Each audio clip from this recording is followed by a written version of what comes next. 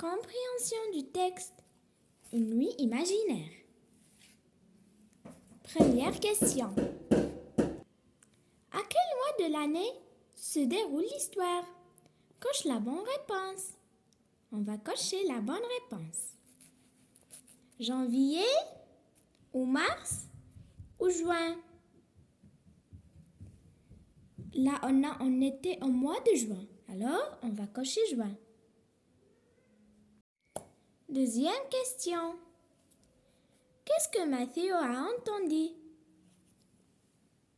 Mathieu a entendu les grillons qui chantaient et les bruits de la ville. Troisième question.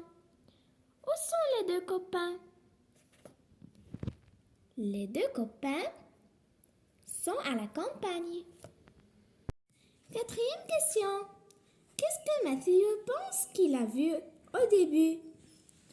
Il pense qu'il a vu une étoile filante. Cinquième question. Comment était l'objet qu'ils ont vu? L'objet qu'ils ont vu était gros comme une maison et très beau. Sixième question. À quoi ressemblent les cheveux des deux hommes? Les cheveux des deux hommes ressemblent aux ceux de Brice.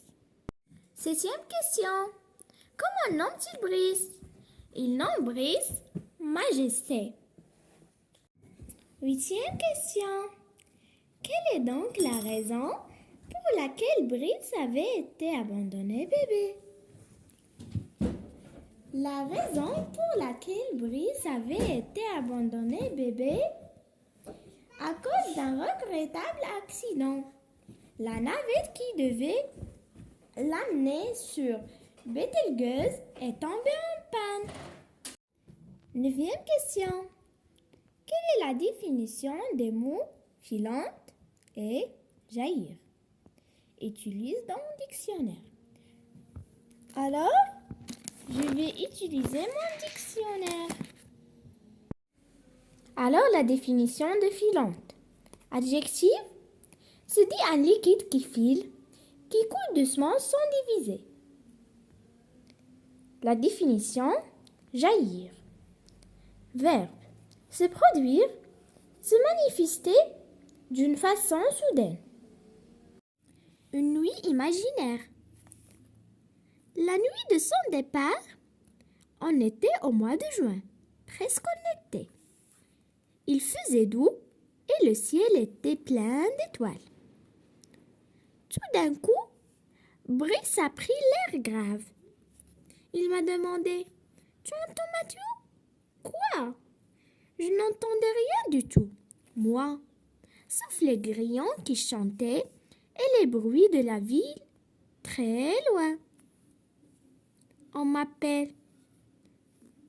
J'ai répondu que non, ce n'était pas possible qu'on l'appelle puisqu'il n'y avait personne dehors, juste le jardin sous les étoiles.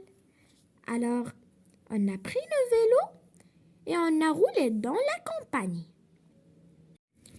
Il m'a encore conduit sur la colline où on l'avait trouvé quand il était petit. Là-haut, comme il n'y avait pas d'arbres, on se croyait au milieu du ciel. Je me suis allongée et j'ai eu un peu de vertige à cause de toutes ces étoiles. J'avais l'impression que j'allais tomber vers le haut. Brice ne s'est pas allongé. Il était inquiet. Je commençais à avoir un peu froid et j'allais lui proposer de rentrer à la maison quand tout à coup, il y a eu une grande traînée dans le ciel. J'ai crié « Brice, tu as vu? C'est une étoile filante. Fais un vœu, vite !» Aussitôt, j'ai compris que j'avais dit une bêtise. Ce n'était pas une étoile filante. On n'a jamais vu une étoile filante faire des virages dans le ciel et clignoter comme une guirlande. C'était gros comme une maison. C'était très beau. C'est venu droit sur nous et ça s'est posé sans bruit au sommet de la colline. Une porte s'est ouverte au milieu du coquillage. Une lumière terrible a jailli et deux hommes sont apparus. Leurs pieds ne touchaient pas le sol. On aurait dit qu'ils flottaient dans l'air. Leurs cheveux étaient comme ceux de Brice, argentés. Quand ils ont vu mon copain s'approcher, les deux hommes se sont agenouillés. Le premier a dit « Bienvenue, Majesté. Nous sommes très heureux de vous avoir retrouvé. » Le deuxième a dit « C'est un regrettable accident, Majesté.